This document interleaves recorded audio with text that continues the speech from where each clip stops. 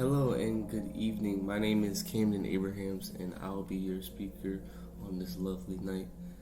Um, Tonight at the Rap Music Awards, I would like for us to take some time, to highlight and recognize Control Guard, also known as NBA YoungBoy, for the rap, not only for his accolades and records he has attained over the years, but also for the person he is growing into.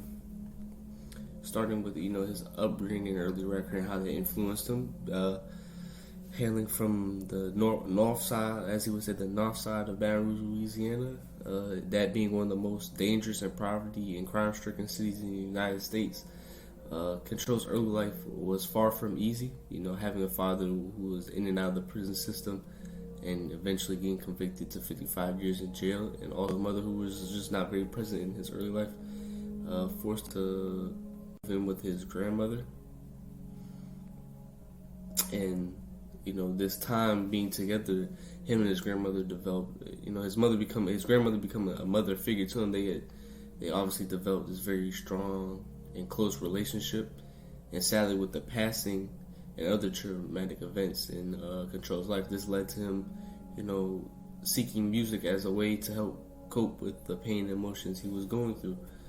And with the help of a couple of his closest friends, he and them would begin skipping school and getting into the streets, to help fund studio sessions for themselves. And with a notebook, pen, and microphone from Walmart, YoungBoy would record some of his earliest mixtapes like Life Before Fame, Mind of a Menace, and 38 Baby. These tapes were characterized by very gritty, rough, and aggressive sounding lyrics that just depicted the full truth and the full picture of how the streets of Baton Rouge was and what it took to survive every day as a teen in that area. But even still, then these young studio sessions, you could see from a very young age, Control showed great promise that he had the potential to become the next great young rap star to come out of Baton Rouge, like Boosie, Kevin Gates, Lil Fat, and Lil Webby.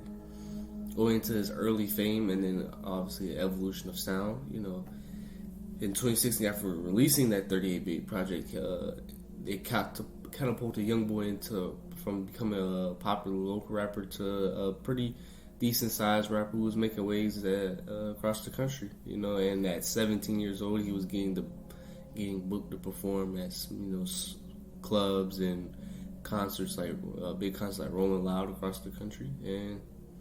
And yeah, so almost, sadly, after running with the law, it kind of almost derailed his whole career before he even got going. And that kind of was a reality check for Control, and he saw how quickly everything could be taken away from him. And that's where, he went into overdrive with his music career, began dropping top 100 record chart albums like AI YoungBoy, Until Death Called My Name, Realer, AI YoungBoy 2, and over the course of the 3 years from 2017 to 2020, all that hard work and dedication to his music helped put him in the conversations as one of the best rappers at that time.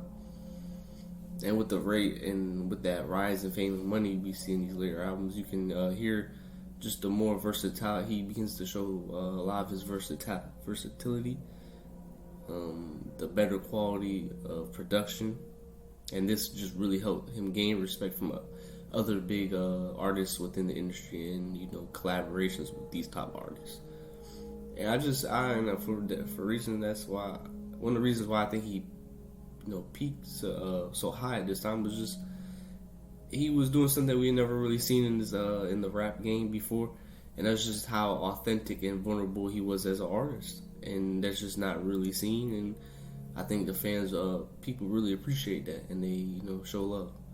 And with those efforts, he would receive his first and only Grammy nomination in 2022 for Best Melodic Rap Performance. And lastly, going to a new era after his full release and presidential pardon from a case he was fighting from the federal government, he, vowed to move smarter. After being given such a an opportunity of a lifetime, for real. And taking some of that time to spend time with his family, kids, prioritizing his health. So the next time when he stepped in the booth, he could, explore and be more creative with his music and deliver quality music for his fans. With Control being having a full release and not having no probation, the anticipation for what it seemed like the possibility of going on tour again for the first time in a long time, in 5 years, it was on the horizon. It was a very possible. And following the release of Massa, his first album after being released from his little ass prison, Control and his team gave the people what they wanted and announced a nationwide tour named after the album Massa, Make America Slime Again. But this time, Control and his team were doing things different. They were doing more promoting, which is something they really didn't do before, and this just only increased the hype for Control and his, and just NBA Youngboy, just overall, just increased the hype for his music and everything.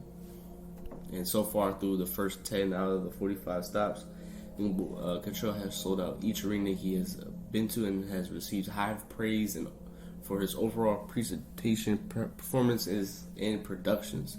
This era post YB's latest prison stint. Control's latest prison stint. It has truly exemplified his resilience and dedication to his craft and ability to adapt. And to end it off is really just. I think this speech is important because I feel like it is important to realize just how much Control has grown over these last couple of years. We first was introduced to him as such a young kid, 14, 15, 16-year-old kid from the hood of Baton Rouge, Louisiana, and now he's, and just trying to make a living and, trying to just make it to the next day and support, the people around him. So now he's a multi-million-dollar record-breaking musician who has the world in his hands, and he's just really a testament to what it looks like to make the most out of your second chances in life and showing, unrelenting hustle, ambition, and hard work in order to take care of his family and get him out of poverty. And I think maybe not to that certain extent, but we can apply that same level of determination in our lives if we want to do better. No matter what obstacle or roadblock is placed in front of us, like Control. And that is why I present to you Control Golden, also known as NBA, with the award for Most Influential Artist of the Year. Thank you, everyone.